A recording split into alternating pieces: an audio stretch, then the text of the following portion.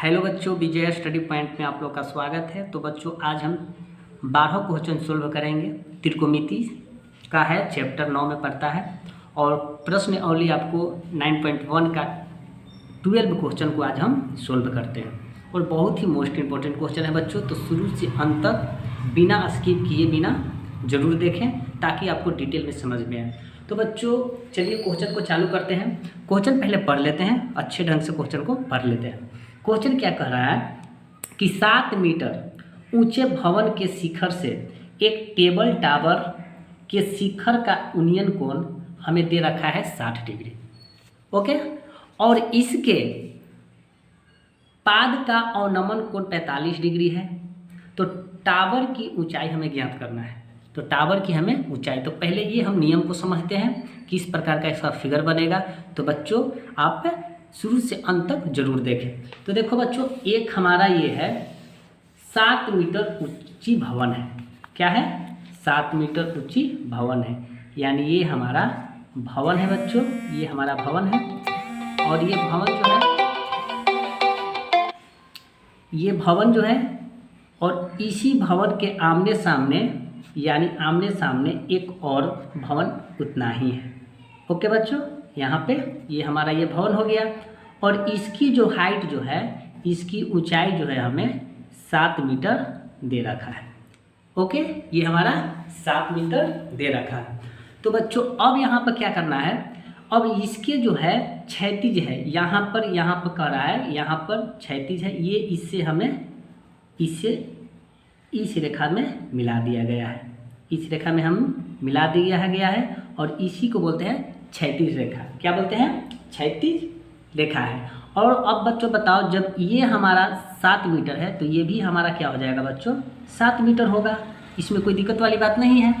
अब यहाँ से बच्चों समझने लायक है कि अब कह रहा है कि एक टेबल टावर के शिखर का यूनियन कोण, यानी यहाँ से एक टावर है, यहाँ पर इस कोण पर एक टावर है, ये हमारा टावर है। ओके, ये हमारा क्या हो गया? टावर है। और इसका यूनियन कोण जो है 60 डिग्री का है और इसका यूनियन कोण जो कितना डिग्री का है? 60 डिग्री का। यहाँ से इसका जो यूनियन कोण 60 डिग्री है। ये कितना डिग्री का है बच्चों? 60 डिग्री का। ओके, अब यहाँ से बच्चों यहाँ तक ले तो क्लियर हो गया। अब यहाँ पर बच्चों क्या करना है, यूनियन कोण 60 डिग्री है और इसके पाद का अवनमन कोण, और इसके पाद का अवनमन कोण यानी इसके पाद का अवनमन कोण 45 डिग्री का है। यानी इसके पाद बिंदु तो ये हो गया, समझ रहे हैं ना? पाद बिंदु हमारा ये है पाद बिंदु है और इसका अवनमन कोण ये है। तो इसके पाद बिंदु जो है ये यहाँ से यहाँ आपको रेखा जो है, इसे ये पाद बिंदु हो गया, ये शीर्ष होगा। तो इसके पाद बिंदु कितना डिग्री का है? तो ये हमारा जो है 45 डिग्री का है। तो ये अवनमन कोण इधर है 45 डिग्री बच्चों। तो आपको जब इधर 45 डिग्री तो इसका भी क्या हो जाएगा बच्चों? 45 डिग्री होगा। इसमें कोई डाउट वाली बात नहीं है। ओके, अब यहाँ पर बच्चों ये तो हमारा 7 मीटर ऊंचे भवन है। ओके, ये हमारा 7 इधर है तो 7 इधर भी है। तो ये जब हमने एक के टीवी टावर का पारा है, ये ऊपर की ओर गया है, ये हम मान लेते हैं बच्चों एच मान लेते हैं। क्या मान लेते हैं? एच मान लेते हैं। ओके, अब क्या करना है, अब इसको थोड़ा नाम दे देते हैं। इसे है ए है, ओके, ये हमारा बी है, ये हमारा सी है, ये हमारा सी है, ये हमारा डी है और ये हमारा है ई है। ओके, ये हमारा ई है। अब क्या करना है, हमने जो माना है उससे पहले हम लिख लेते हैं। और इससे पहले एक और बच्चों हमने माना, क्या माना? माना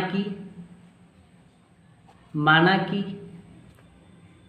मीनार मान सकते, इसको क्या मानेंगे? मीनार मान लो या टीवी टावर मान लो, बात एक ही है। मीनार की ऊंचाई क्या हो जाएगा बच्चों? 7 प्लस ये हमने एच माना है, यहाँ इसी का दूरी हमने एच माना है तो हम मान लेते हैं यहाँ एच। 7 प्लस एच हो जाएगा मीनार की ऊंचाई या टीवी टावर की ऊंचाई। ओके, अब बच्चों एक बात और, ये हमारा जो है ये लाइन हमने क्षैतिज रेखा ये बोलते हैं।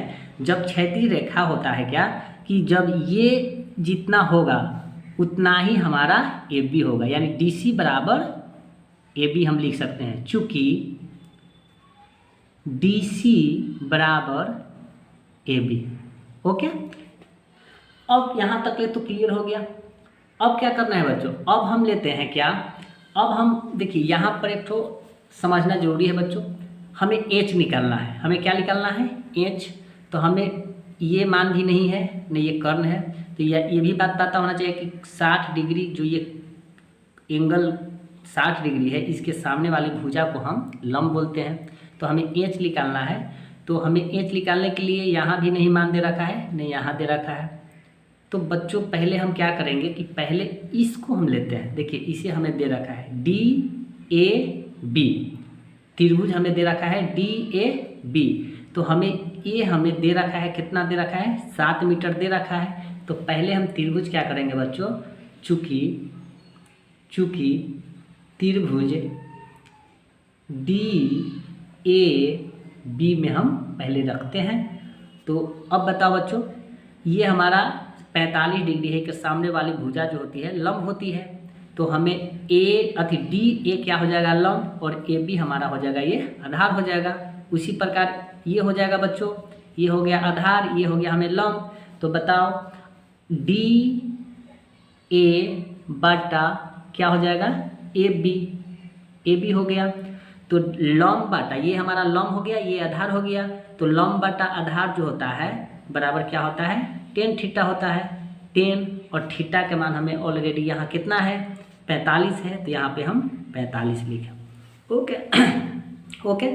अब देखो बच्चों DA, तो DA का हमें यहाँ से यहाँ की, यहाँ भवन जो है इसकी ऊंचाई हमें दे रखा है कितना, 7। तो DA की जगह पे यहाँ पे बच्चों हम क्या लिखेंगे, 7 रखेंगे। हमें AB नहीं पता है तो AB को हम AB में ही छोड़ देते हैं। अब बराबर 10, 45 का मान कितना होता है, 1 होता है। अब इसको क्रॉस मल्टीप्लाई करेंगे तो AB में 1 से गुना करेंगे तो क्या हो जाएगा, AB बराबर 7 में 1 से करेंगे तो 7 हो जाएगा। तो ये हमें AB का मान पता चल गया। AB का मान यानी AB का मान कितना चल गया, पता चल गया 7 मीटर। तो अब जब AB बराबर क्या हो जाएगा, DC भी होगा, यहाँ भी हो जाएगा 7। AB का मान पता चला 7, तो यहाँ हमें DC का भी हो जाएगा, क्या है यहाँ 7 हो जाएगा। ओके बच्चों, इसीलिए यहाँ पर लिख दिए हैं DC बराबर AB। अब यहाँ क्या करना है, यहाँ तक तो क्लियर हो गया। पुनः फिर उसी प्रकार बच्चों हम दोहराएंगे।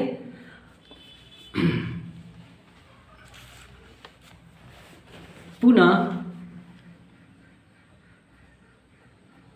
अब त्रिभुज जो लेते हैं बच्चों, अब त्रिभुज हम क्या में लेते हैं, तो अब त्रिभुज हम DCE में लेते हैं, यानी DCE में लेते हैं, त्रिभुज लेते हैं। तो DCE में लेते हैं, तो DCE में तो क्या हो जाएगा बच्चों, ये हमारा CE हमारा लंब हो जाएगा। तो CE लंब हो जाएगा और यहाँ DC हमारा आधार हो जाएगा। तो अभी पता है कि आधार यहाँ पर 7 आया है। यहाँ पर देखिए AB का मान बराबर DC बराबर AB बराबर DC होगा या DC बराबर AB होगा। तो ये हमें 7 आया है यहाँ पर। यहाँ लिखेंगे बच्चों, पहले लिख लेते हैं CE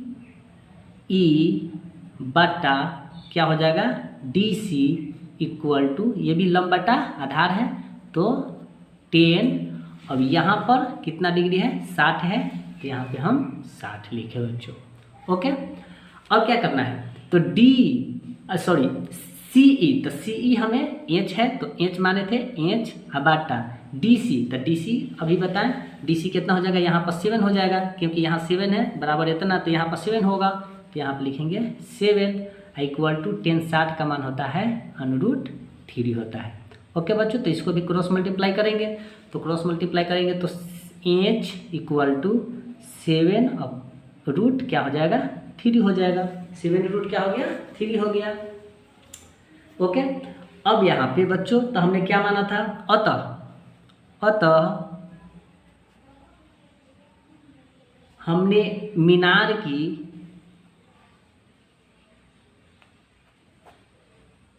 ऊंचाई हमने क्या माना था, 7 प्लस H माना था। देखिए 7 प्लस क्या माना था, H माना था। तो अब क्या होगा, 7 है तो यहाँ पर 7 प्लस H बराबर क्या आया है बच्चों, यहाँ पर H बराबर देखिए 7 √ क्या आया है, 3 आया है। तो 7 कॉमन ले लेते हैं बच्चों, तो क्या बच जाएगा, यहाँ 1 हो जाएगा, अब प्लस ये हो जाएगा हमारा √3 और यही आपका आंसर हो गया। इसमें कोई दिक्कत वाली बात नहीं है। तो अगर आप वीडियो अच्छे से बिना स्किप किए हुए देखे होंगे तो आपको 100% समझ में आया होगा, क्योंकि मेन पर्पस क्या होती है बच्चों कि मेन आपको फिगर को समझना है, क्वेश्चन को समझना है, और जब फिगर बन गया और क्वेश्चन समझ गए तो आप समझिए कि आप 100% बना लेंगे। तो मैथ बहुत ही ईजी था, केवल आप लोग को सपोर्ट चाहिए बच्चों। अगर हमें सपोर्ट करेंगे तो मैं उम्मीद है कि आप लोग को अच्छे ढंग से अच्छे परफेक्ट तरीक़ा से पढ़ा पाऊँगा। तो प्लीज़ हमें सपोर्ट करें। अगर चैनल पर नए हैं तो चैनल को सब्सक्राइब, लाइक एंड शेयर जरूर करें। अगर स्क्रीनशॉट लेना चाहते हैं तो इसका स्क्रीनशॉट ले सकते हैं बच्चों। और ये क्वेश्चन नंबर जो हमारा है क्लास 10th का है और ये क्वेश्चन नंबर 12 है। ओके बच्चों, ये क्वेश्चन नंबर 12 है। और वीडियो अच्छा लगा हो तो लाइक, सब्सक्राइब एंड शेयर जरूर करें। जय हिंद बच्चों, अपना केयर कीजिएगा।